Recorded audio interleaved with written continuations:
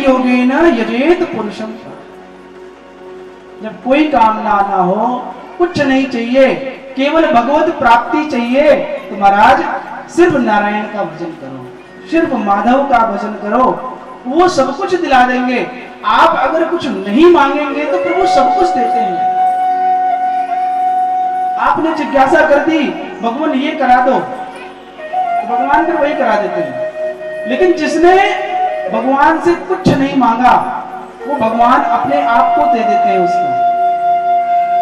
कहते हैं इसने मुझसे बहुत कुछ मांगा, मैंने उसको सब कुछ दे दिया।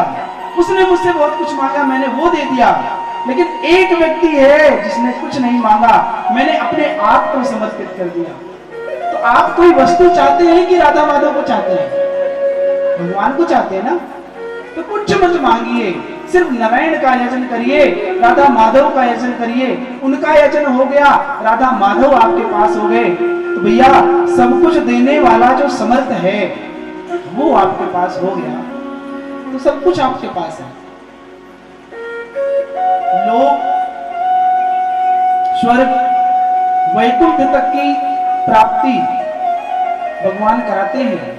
वो भगवान यदि आपके पास है तो किस चीज की कमी आपके पास है? कुछ नहीं।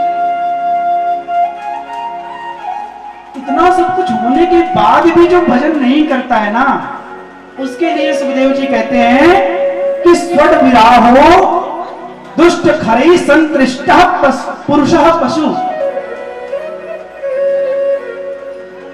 जो इतना सब कुछ व्यवस्था होने के बाद भी भजन नहीं कर रहा है, सुखदेव जी उसको पशु कह रहे हैं, उसको पशु के समान कह रहे हैं।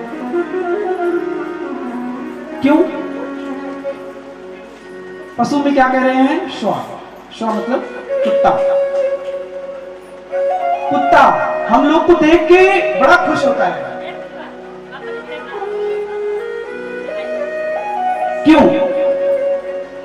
कुत्ते को कभी आपने देखा हो तो कुत्ते आपस में चले जाते हैं, थोड़ी सी बात पे कुछ इधर उधर कुछ हुआ तुरंत लड़ बैठे।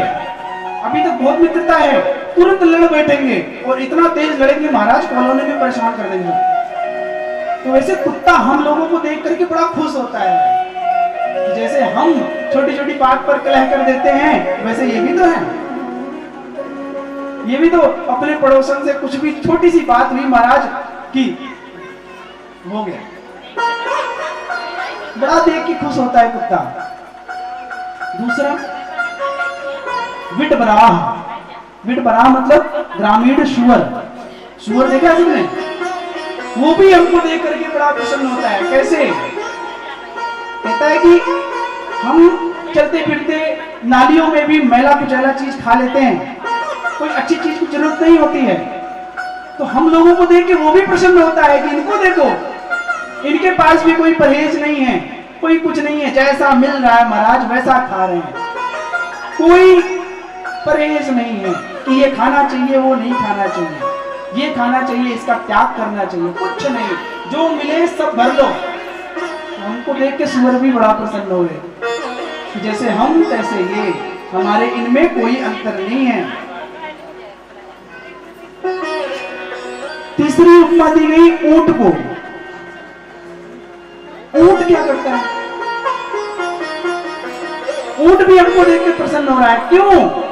कह रहे थोड़ी सी मान प्रतिष्ठा बढ़ गई, समाज में थोड़ा सा धन अर्जित कर लिया, अच्छा सारी व्यवस्थाएं अच्छी कर ली महाराज, तो अपने आप को एसडीएम समझने लगते हैं। अब तो हमसे बड़ा इस कॉलोनी में, इस क्षेत्र में कोई नहीं है, और अहंकार के कारण सीना ऐसे हो जाता है। ऊंट कहता है कि जैसे मैं ऊंचा होकर चलता हूं, वैसे ये भी तो चल रहे हैं, कोई कमी थोड़ी ना। तो ऊंट भी अपने बराबर हमको समझता है। चौथी तुलना दी गई गधे से। क्यों? जिंदगी भर मैं भी बोझा ढोता हूं और सम्मान नहीं मिलता। गधे को कभी सम्मान पाते हुए देखा आपने? सबसे ज्यादा अगर मेहनती कोई जीव है तो वह गधा है। मालिक दिन रात में तो नहीं, पूरा दिन उससे मेहनत करवाता है, और कोई अतिरिक्त सेवा नहीं है उसकी। जो भी दे दिया गया लाद करके चला गया, बोलता भी नहीं है, कुछ करता भी नहीं है, आराम आराम से चलता रहता है। महाराज गधा तो गधा, तो गधा भी हम लोगों को देख के ही सोचता है कि मेरा भी बोझा उठाने का काम है और ये भी जिंदगी भर परिवार का बोझा उठाए और मेरा भी सम्मान नहीं, इनका भी सम्मान नहीं, इसलिए हम दोनों बराबर। तो इसलिए सुखदेव जी महाराज कह रहे हैं कि जो व्यक्ति भजन नहीं करता वो पशु के समान है, पशुओं से तुलना कर रहे हैं। तो आप सब सोचिए कि आपको पशुओं से तुलना करवानी है कि राधा माधव के भजन करने, ये आपके ऊपर डिपेंड।